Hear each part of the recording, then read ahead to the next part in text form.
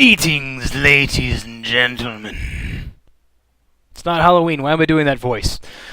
So yesterday I talked to you about how Borderlands has really taken its own shape in terms of how it markets new characters and new content. And yes, they released some new content. And I'd like to talk to you about said new content. Okay, that's cool. So, yesterday Gearbox released for Borderlands 2 Hammerlock's Big Game Hunt. Now, I should probably mention that I think this is the best one so far for Borderlands 2. It has everything I could possibly want. And I'm going to take a second and look at sort of the map, I guess would be the right word, that Borderlands had in terms of DLC. If you look at Borderlands 1, you had Dr. Ned's Zombie Island, Mad Moxie's, Nox, Claptrap's Robot Revolution. And when I look at the orders that's come out for Borderlands 2, we had sort of a succinct story experience, not really tied at all to the main game. Captain Scarlet's, Dr. Zed. You had sort of an arena-based thing, also sort of not really tied to the game. Torg, Moxie. And then you had a big, open environment with lots of scale and a big loot room at the end. Hammerlock, General Nox. So, I guess they're sort of following their own advice and making content that follows its own little pattern. But what makes this really stand out? And before I go any further, I would absolutely recommend this to anyone who wants to play Borderlands, not just Borderlands fans. The previous two, I would have said, yeah, Borderlands fans would probably get the most out of it. The other ones, not so much. But this game, this add-on, buy it. Straight up, just buy it. It is gold for anyone who wants to play more Borderlands. So, all the little parts construct a game. And the little parts that construct this add-on are, first of all, the environment that you're in. If you look up at any time during this add-on, you'll notice you're inside this giant enclosure, sort of like you're inside a clamshell, except it's a huge rock that you're sort of caved into. And it sort of gives you this indoors feeling, and yet you're still outside, and you're exploring this unique environment.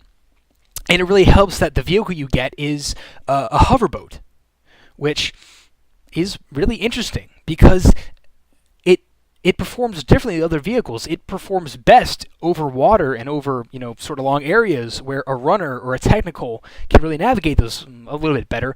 Also, this vehicle happens to use elemental damage, which is something new for Borderlands vehicles. And it's good to see that they're expanding the scope in which vehicles can perform. And every single environment feels different enough that it's not like they went Control-C, Control-V, and made new environments, but it still feels succinct. I go from this main area to this research facility, and it still feels like I belong in the zone, as it were. And I climb up this giant mountain, and I can see the cabin that I was in with Hammerlock, and I know, well, okay, it makes sense now. Borderlands 2, especially, has a very good job of doing this. I would particularly want to mention 1,000 Cuts. That is a great example of looking down and seeing where you just were an hour ago. Killing completely different enemies with completely different weapons, more than likely. And with environments and with an RPG-esque game, you have quests.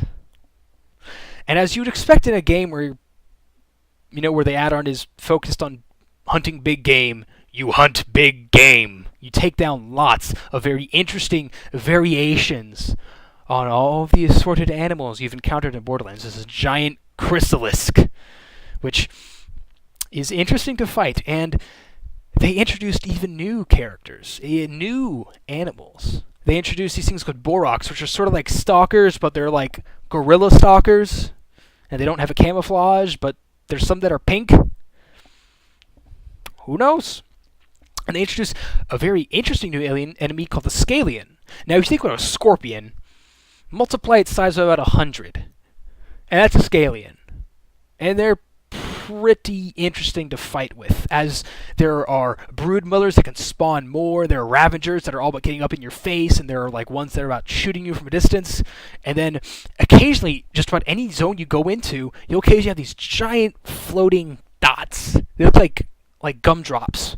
And you look at them and go, what the hell are that? And then they start shooting shit at you, and you're like, oh, I better kill that thing. And you should. For they tend to drop pretty good loot. And they even bring back something classic from Borderlands 1, the Drifter. If you remember, General Knox, they introduced the Drifter. It's back in this one.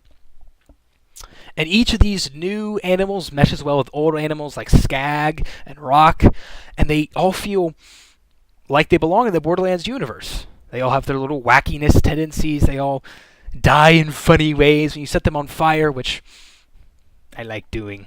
It's Borderlands. But it wouldn't be Borderlands without killing Jason Voorhees, except this time it's tribal Jason Voorhees. And it's very interesting in the big game hunt. The main antagonist is a doctor who is obsessed with resurrecting Jack, or at least creating a clone of him. And he has learned to control these tribals. And these tribals they are a completely different experience from the bandits that you were used to in the main Borderlands game. Especially the witch doctors. The witch doctors have a range of powers, from sapping life from you to heal their allies, to turning into a giant swarm of freaking bats that move around and do AoE damage to you. And there's so many different little styles that every single one I fight feels brand new, and yet I know how to deal with them. Because it's Borderlands. And you should know how to play it by now. Hopefully. Unless you're a complete moron, then play some more. Enjoy the game. It's funny. It's fun. So, when I say this is the best one yet, you could argue that Necromancer is better because of replayability, and also the fact that it's a brand new freaking character that you got for free, unless you're an idiot. I know some people like that. I would argue this is the best one because it sums up the Borderlands experience. It's sort of like you could almost make an entire game of just this game, and you get Borderlands. You would still get Borderlands, you still get giant bosses, you still get epic loot, you still get crazy fights, and one of the most hilarious deaths I've ever seen for a character in my entire life. Well, maybe not the most hilarious, but it's Borderlandsy. So I cannot wait to see what Gearbox brings with content patch number 4. I can only hope that if you played Borderlands, you have purchased this or got it with the season pass, if you're smart, and you enjoy every second of it, because I certainly did. It took me about 9 hours because I was also playing with a friend, and we were also really well geared, so maybe it'll take you 15 or more. Maybe not. So I would definitely recommend this to you if you want to play more Borderlands. The best add-on for this game so far, in my opinion.